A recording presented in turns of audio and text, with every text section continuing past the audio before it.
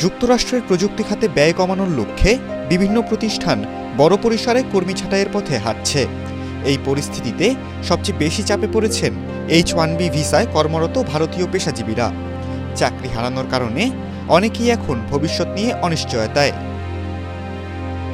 এনডিটিভির প্রতিবেদন অনুযায়ী সাম্প্রতিক সময়ে প্রযুক্তি খাতের বিভিন্ন প্রতিষ্ঠানে ছাঁটাইয়ের ঢেউয়ে ভারতীয় কর্মীরা উল্লেখযোগ্যভাবে ক্ষতিগ্রস্ত হয়েছেন।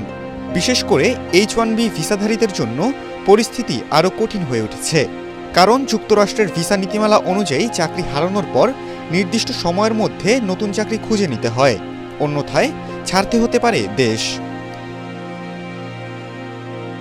এই ভিসার ক্ষেত্রে সাধারণত নিয়োগকারী প্রতিষ্ঠান কর্মীকে স্পন্সর করে, ফলে চাকরি চলে গেলে যুক্তরাষ্ট্রের অবস্থান বজায় রাখতে নতুন কোনো প্রতিষ্ঠানের স্পন্সরশিপ প্রয়োজন।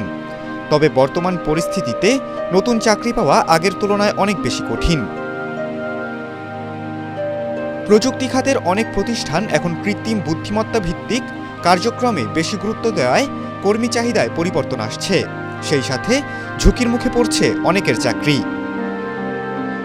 এদিকে বিভিন্ন বড় প্রযুক্তি প্রতিষ্ঠান কর্মী সংখ্যা কমিয়ে আনছে। এতে শুধু চাকরি নয়, প্রভাব পড়ছে অনেক প্রবাসী পরিবারের ব্যক্তিগত জীবনেও।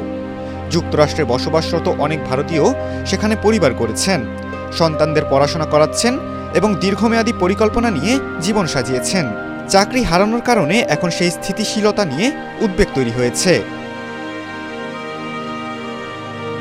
খালিদুল ইসলাম তানভীর, ATN বাংলা।